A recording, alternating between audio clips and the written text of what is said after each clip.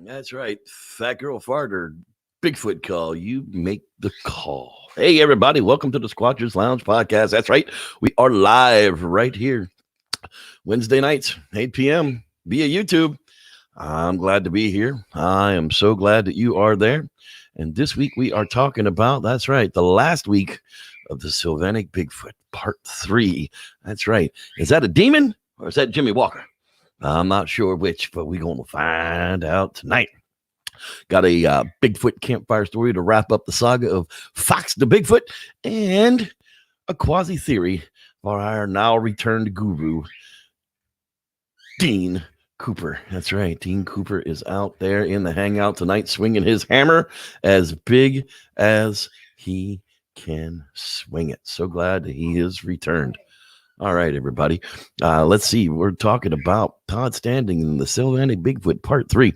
Now, last week we talked about Winky, and week before was BE Monthly, and then the week before that we talked about non-Blinky. But this one, this was the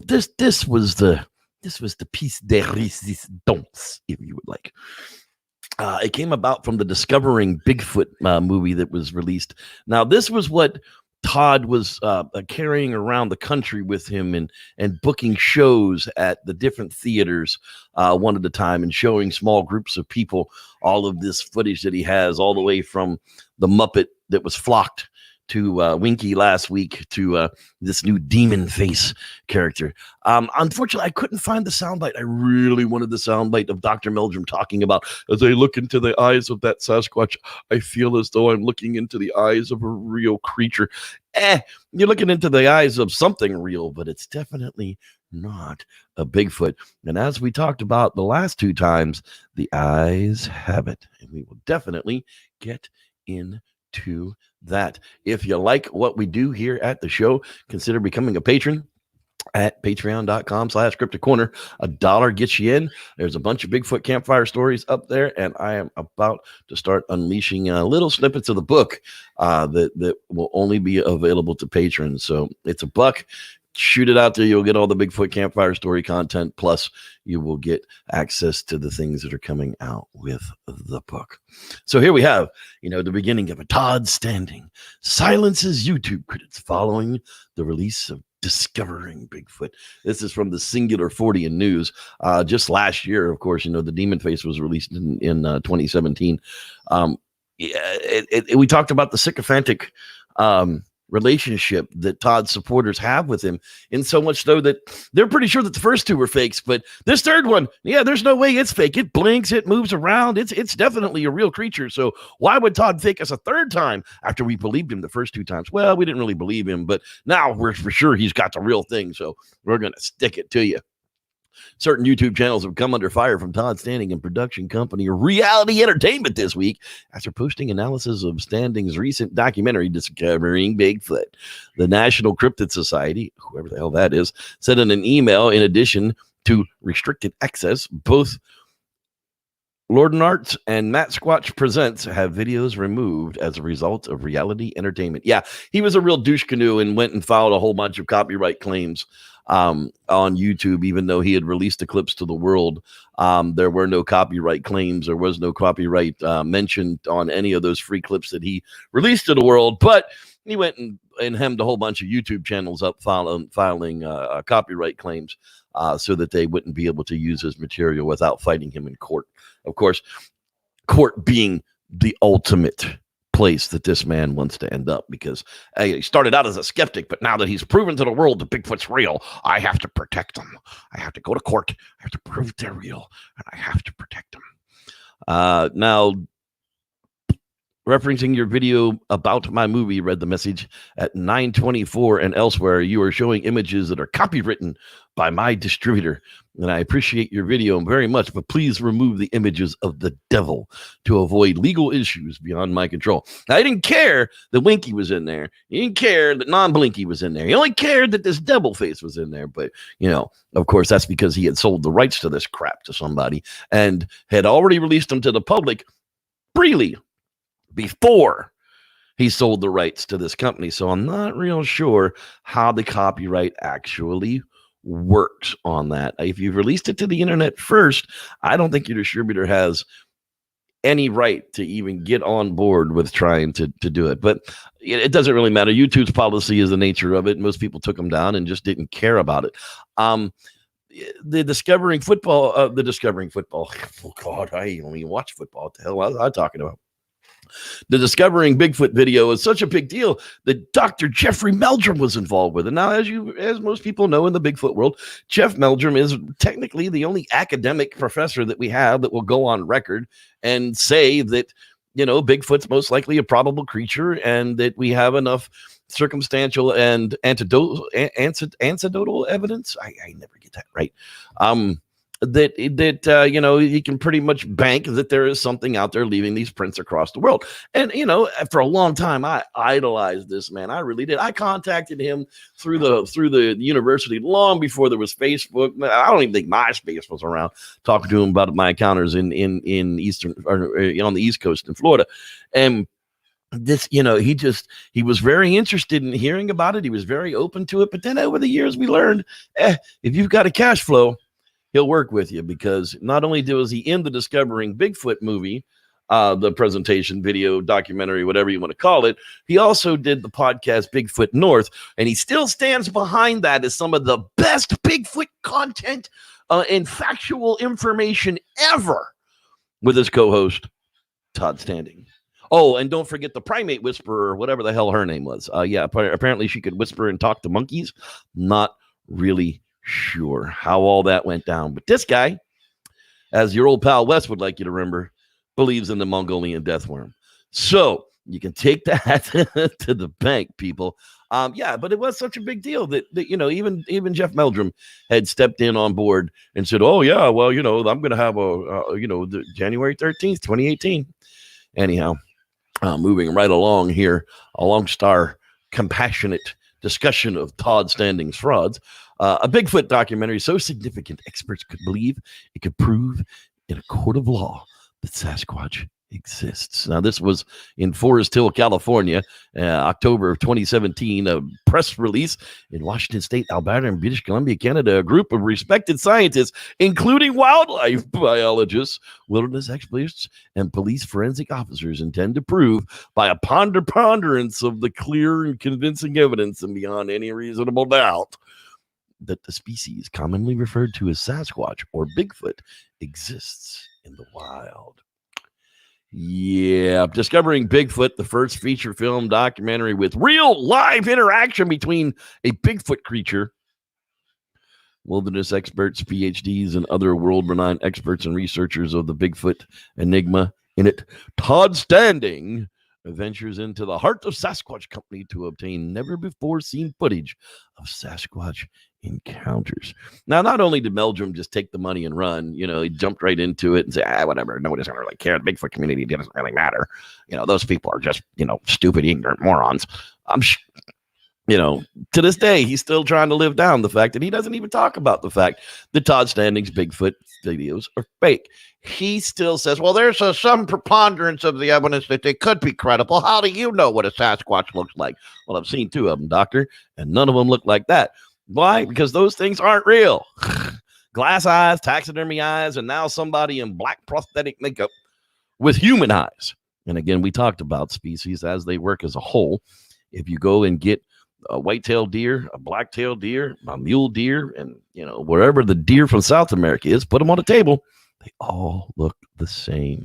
As would a Sasquatch's eyes. They wouldn't have differing amounts of white in the eyeballs themselves. The eyes, as I always say, have it. And with the eyes have it, let's take a quick break here and do us a quasi with Mr. Dean Cooper. And now, Quasi Theories from a quasi-scientist with your host, Dean Cooper. I just finished watching a show covering the 2016 Consumer Electronics Show out in Vegas. I found it disconcerting, to say the least. Forget your fears of Skynet and T-1000s coming for you. Focus your paranoia on that which you will soon use every day.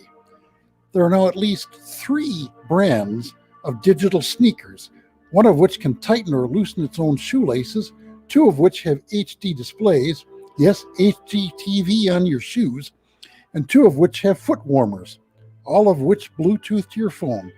Your phone can Bluetooth to your computer, your new digital refrigerator can Wi-Fi to your TV, which can Wi-Fi to your phone, which can Bluetooth to your electric blanket, which can talk to your sneakers. Your Japanese digitally controlled toilet, which can spray wash your butt and genitals, will then blow dry, no pun intended, those areas, and is controlled by Bluetoothing to your phone. The heating, air conditioning, door locks, and burglar alarm in your house talk to your computer with Wi-Fi, and your computer talks to your phone about how things are going home-wise. This is a shortened list of all the potentially digitally connectable items that are available now or in a year or two. They are all talking to each other more and more. Soon, if you piss off your refrigerator, your toilet may not dry your butt. Anger your microwave and your refrigerator will only order gluten-free vegan food from Peapod. Or maybe worst of all, annoy your phone and it will tighten the bejesus out of your shoelaces, give you a hot foot, and then program the video displays on those sneakers to show all the porn in full HD you've had Siri search for. Skynet and the T-1000 would mercifully only kill you. You may read the text of this hypothesis on my blog, My Blatherings, at bhaidin.com. That's BHAIDIN.com.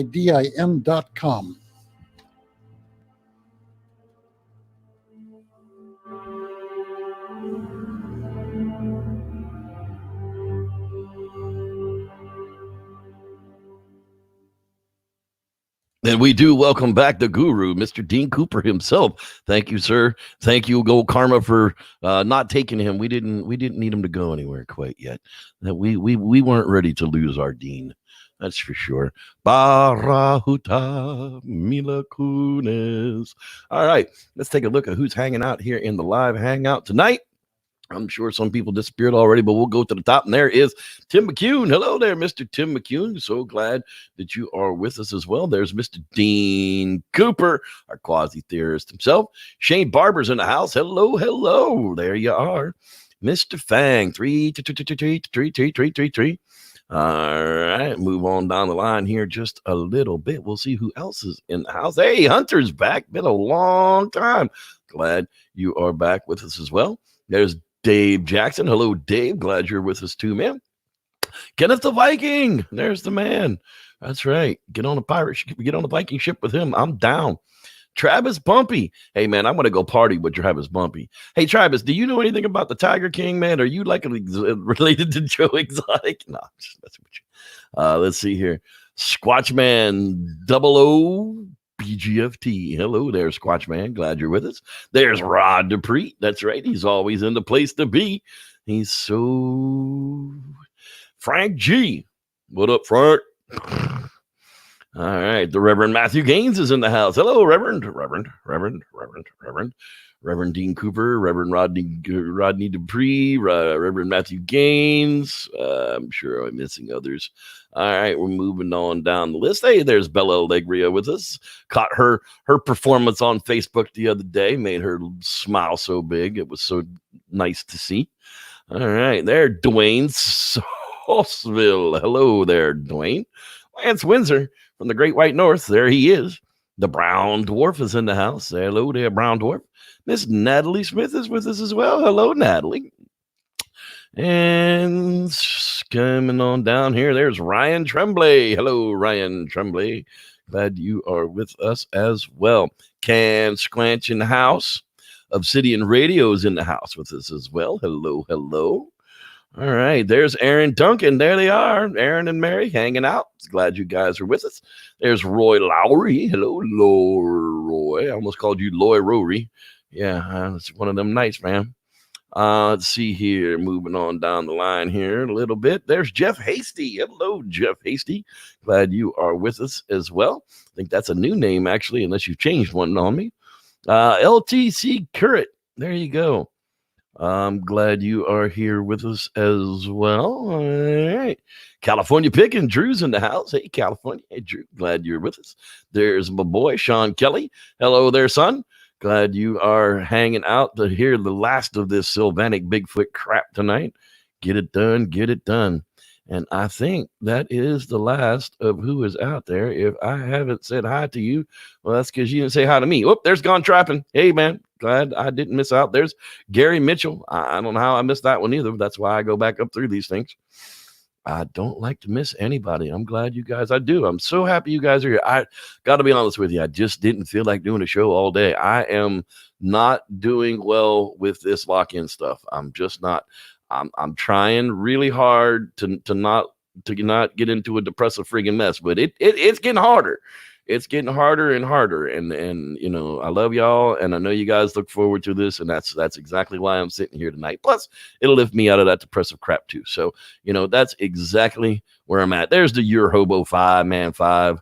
Glad you caught in before we went as well. So there, folks, is where we have it. So let's get back and talk more about this goofy ass demon face. I mean, okay, so here they is, the discovering Bigfoot. You know, they're looking to prove in a court of law that Sasquatch is real based upon the adventures of Todd Standing. Discovering Bigfoot's a significant part of the ultimate objective to persuade the Washington Department of Fish and Wildlife, as well as the Alberta and British Columbia Departments of Fish and Wildlife, to do a wildlife management report on the species. Todd wanted the government to lead for a period of no less than 3 months, at which time he will show the representative a Sasquatch and all associated signs this species exhibits. And he has done before on several other occasions with PhD wildlife biologists, wilderness experts from Canada and the United States. Yeah. Thanks a lot, Dr. Meldrum, because that's exactly what he did. Is he took your involvement with discovering Bigfoot and tried to parlay it into credibility for himself. So what's he do? He fails out of British Columbia. So he convinces a woman here in California to do the same thing. California specifically is sued for failing to acknowledge Bigfoot as a species. And this was in February of 2018 when this started. A California woman who claims to have seen Bigfoot says 2 state agencies damaged her credibility when they proactively ruled that there's no such animal. Miss Claudia Ackley, 46, was sued the California Department of Fish and Wildlife and the state's Natural Resources Agency for their failure to recognize Bigfoot, also known as Sasquatch, which she has been studying for more than 2 decades.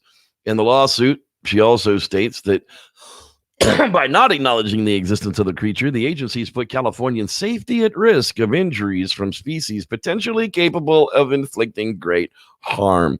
Well, I have news for you. We warn everybody that there are black bears out there and that they will eat you. So if you need any more warning than that, the species might hurt you in the wild, whatever. Ms. Akeley claims that she has seen the mythical creature at least twice, most recently in 2017, but the agencies have hurt her livelihood, public image, and credibility by not confirming that the ape-like species is real. Now, I actually know Claudia Akeley, and you know, she's not a crazy person, and she believes what she believes, and that's all I tell people. She doesn't insist that I believe what she believes. She doesn't insist that you believe what she believes, but she does believe a certain specific thing about these Sasquatch things.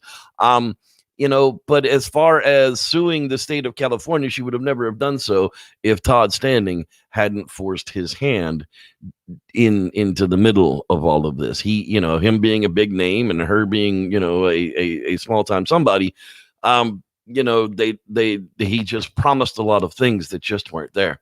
Now, Akeley at 46 filed a lawsuit on January 18th with Todd Standing, who directed and starred in the 2017 Netflix documentary Discovering Bigfoot. It was not a Netflix documentary. Todd shot this crap and then sold it to Netflix, but that's a different story. Even he was hesitant to believe her encounter was real, but after personally visiting the location and alleged encounter and seeing a video taken of her daughter, he's no longer skeptical. As if Todd Standing is the end all to be all in Bigfoot fucking evidence. Sorry. This show is not for children under 13. If you're under 13 and not listening with a parent, please go ask him if you can listen to the Squatchers Lounge podcast. Court papers not only argue that Sasquatch exists, but the state should be forced to carry out its legal responsibility to manage this wildlife species and protect its habitat. The state argues also puts residents at risk by doing zero official research on Bigfoot, also known as Gigantohorodus hominoid or Gigantopithecus, according to court papers. Who the hell named it Gigantohorodus hominoid? It don't even make sense. Anyhow, what it really comes down to is articles like this. The Crypto Crew. You can go out to thecryptocrew.com. Thomas Markham and Doreen Fisher and a bunch of people, investigators, they go a lot deeper on this stuff than a lot of us out do. And when it comes to credibility, we turn to a lot of these pages to check them out to see, what's the mean basis, what's the feeling, where's the gauge at? And a lot of times you'll find, just like this page here, really a detailed outlining of this was it. Originally, we were given a picture. We were given this one snapshot frame from Discovering Bigfoot of the demon face Bigfoot's face. Now, like the other ones, just like all the others, when you take a look at it, it's completely different than the other two. The first two had hair all over the faces, flocking all the way down through everything. Now this one has a balding hairline, strange, weird lines across its brow, a human-like wide African nose, and human eyeballs. And wants us to believe that this is yet again the same species, just a different example of the same creature. Let's be clear about it. This is not, I've seen the movie. I've seen lots of the evidence that have come out of the movie, and it's all just a plot and a ploy to get money to either do his own research again or get these expedition going at $3,500 per person. Now, if you look, at a picture like this, it's not very hard to see that special effects makeup on a human being looks very much like the picture that he released of the demon face. And when you look at the video Discovering Bigfoot, and I'm not telling you to, because God, every time you watch it, somebody gets paid, but that might not be true. I think Doug had said that was a one-time payment of, and if that's the case, then go ahead and watch it because the jackass got his money. But if you watch the Discovering Bigfoot and see where this demon face, this devil face actually comes from, it's like he's focusing on the log that's like 40 yards away on purpose, trying once again to get it to come into focus. And this particular thing is laying down on its belly and peering through a hole in some logs, looking up Todd's way. So we're back to, how can hundreds, if not thousands of researchers have a hard time getting even a blurry picture of Bigfoot, but Standing keeps getting clear HD face shots? Maybe he's just that good. I just don't think so. Along with this questionable past, making everybody believe that, it's still a freaking another hoax. And it's just sad. It's sad that we go through it. It's sad that people still, sycophantically suck on to him. And, had this been the first release, I would have asked him where he was in Africa. I mean, is this an uncontacted tribe? Did you come back with arrows in your ass? I mean, I'm not exactly sure who he was attempting to fool in this, but, he's stepped up to the plate with 3 big swings, and all 3 of them are just horrible, horrible attempts at what? I'm not even sure at this point. The end game is money. I can promise you that. The end game is definitely 100% money. And I just don't know. I just don't know how we get them to go away in the end of it. That's what we need to do.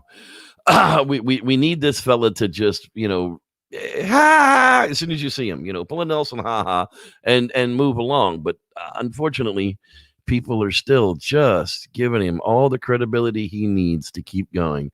And apparently he's not done suing governments yet. He's going to sue the Washington government next, because California won't let him refile the same lawsuit that's been checked out twice. It's a shame that he's involved other people. in his activities with the courts, trying to build a name for himself, trying to get past that hoaxer status. But thankfully, if you just Google the name Todd Standing, all of his hoaxing career pops up thanks to videos just like this one, thanks to people just like you making comments on videos just like this one. It's important that we stay the course until they're gone. Otherwise, he just pops up in another 5 years with another one, just sucking the life out of what's going on here. And we're never going to get any kind of credible research done until crap like this just stops happening. So with that, that's where we're going to finally wrap up the Sylvanic Bigfoot hoaxing of Todd Standing. Demon, or is that Jimmy Walker? I'm not sure. I'm leaning more towards Jimmy Walker. Dynamite. I think that's the right one. Yeah, Jimmy Dynamite Walker. Anyhow, I do have a Bigfoot campfire story to wrap this one up. It was the fourth in the line of Fox the Bigfoot. Next week, I'll give you the what happened when Fox dies, real Bigfoot encounter. But for tonight, Bigfoot visits a woman on a Tennessee ranch. And with that, I want to thank each and every single one of you for being out there tonight. We will see you guys next week. And right here at 8 o'clock. Hey, Titan Glass checked in late. Anybody else check in late that I missed? I think that is the last one. And with that, everybody, thank you so much for being here. And may the Squatch be with you.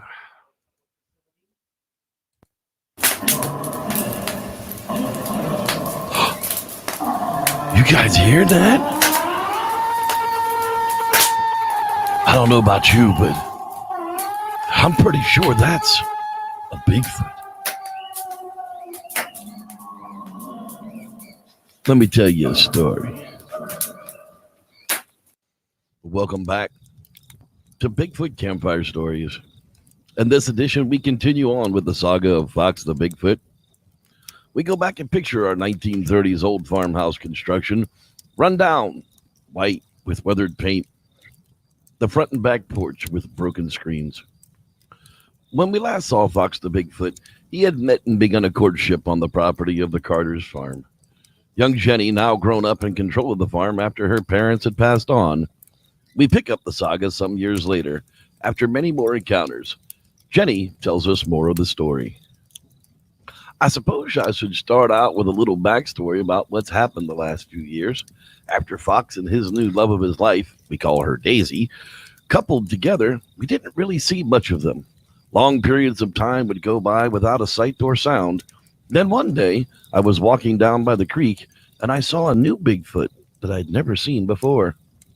I had come down by the creek along the path as always, and that's when I noticed the juvenile Bigfoot across the water, and I hunched down by a bush to watch it. Well, now who do we have here? That little one can't be more than 4 or 5 years old. Where's your papa? Then I noticed Daisy appear out of the shadows and clutch the little one by the hand. Well, there's your mama. Wow, she's grown. The last time I saw her, she was only 6 feet tall. Now looking at her, she's at least 7 feet, and her hair is reddened quite a bit. How beautiful.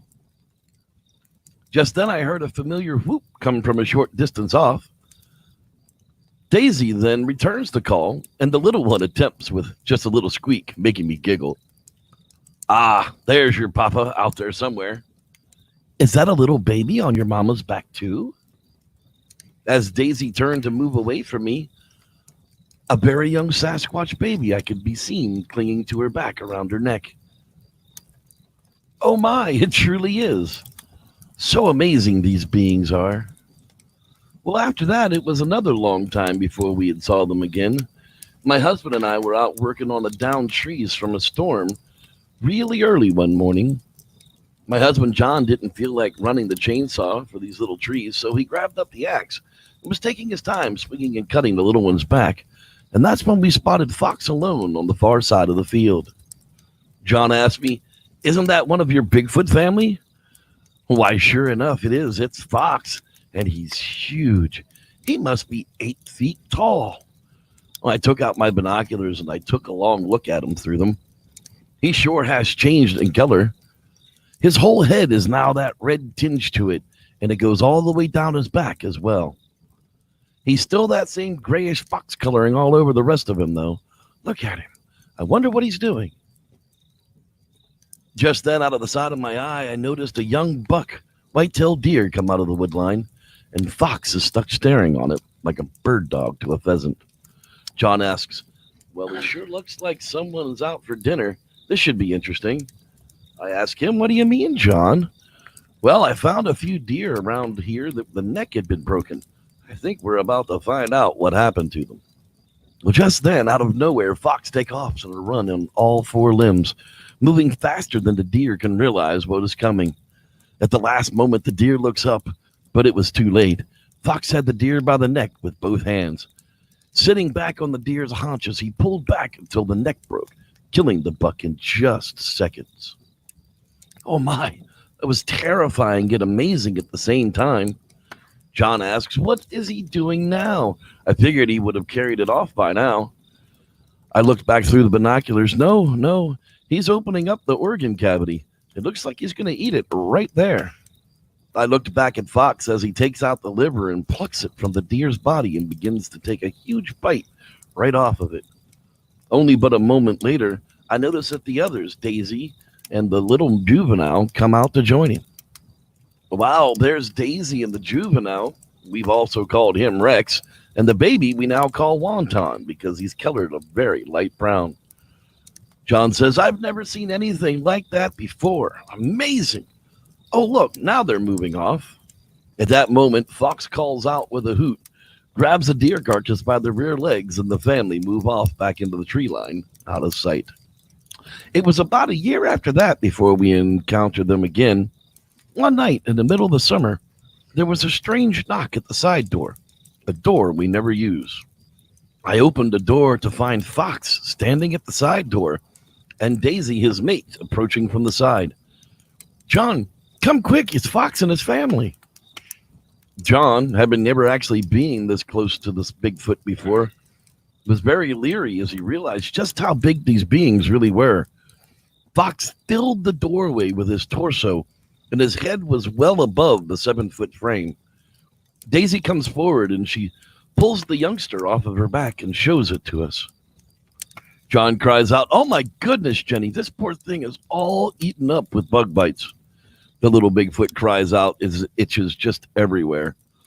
Oh my, John, I have no idea what to do about it. Then, out of nowhere, Fox grunts out like he's trying to speak. I've been around him the most since he too was very small, and I had never heard him utter sounds like this. Finally, out of his mouth came one word.